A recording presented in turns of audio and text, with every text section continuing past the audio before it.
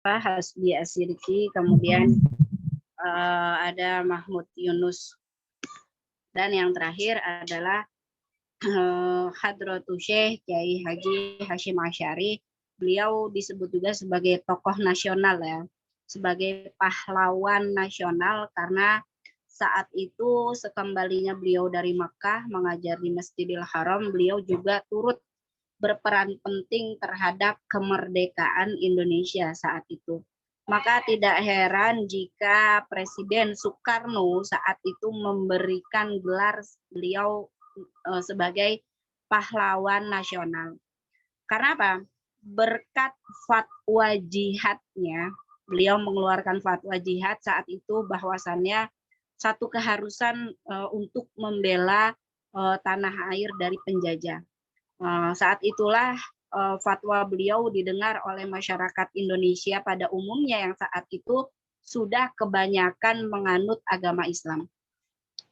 Dan ini sekaligus menjadi kekhawatiran besar ya bagi penduduk bagi penjajah saat itu adalah Belanda dan Jepang. Belanda sempat mengiming-imingi Kiai Hashim Asy'ari dengan satu jabatan penting ya, tetapi beliau menolak ya dan bersikeras agar menentang keberadaan Belanda di Nusantara, di Indonesia. Kemudian Jepang juga pernah menahan beliau ketika beliau menolak ya hormat ya ke arah matahari yang ada di Jepang. Pernah nonton film Sang Kiai? Itu film sekitar tahun 2013 ya. Film Sang Kiai itu menggambarkan bagaimana Kiai Hashim Asy'ari saat itu di tengah dakwahnya, tetapi beliau juga melakukan pergerakan besar-besaran dalam mengusir penjajah. Sampai akhirnya pada tahun 1899 bersama istrinya ya Nyai Nafikoh, beliau 3 kali ya menikah. Yang pertama ketika di Makkah beliau menikah, kalau nggak salah Nyai Rofikoh ya. Itu meninggal, Nafisa Pak Rofikoh itu yang pertama, saya lupa. Meninggal di Mekah tanpa adanya anak, kemudian menikah yang kedua, dikaruniai 4 orang anak, dan yang ketiga bersama Nyai Nafikoh ini, Nyai, saya lupa namanya itu, meninggal dikaruniai 10 orang anak, dan dari sinilah beliau mendirikan dan merintis atas usulan dari mertuanya dan juga guru-guru saat itu, bahwasannya beliau sudah pantas untuk mendirikan yang namanya sebuah pesantren dan mendirikan sebuah organisasi yang menjadi pemersatu. Saat itu Islam sedang sedikit adanya perpecahan dari 2 madhab ya. Kemudian muncullah ide untuk melahirkan sebuah organisasi yang lebih mengakomodir 2 kebutuhan dari kelompok masyarakat Islam yang bertikai saat itu. Ya. Nah, kemudian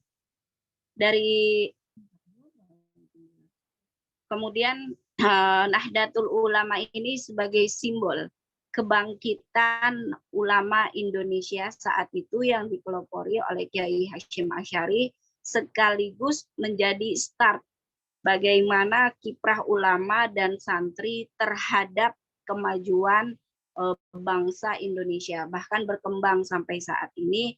Itulah karena apa?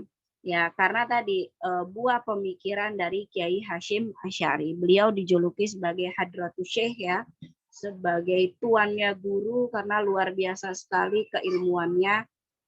Apalagi ketika beliau mendirikan pesantren Tebu Irang ya. Pesantren Tebu Irang belajarnya dari Syekh Termas ya.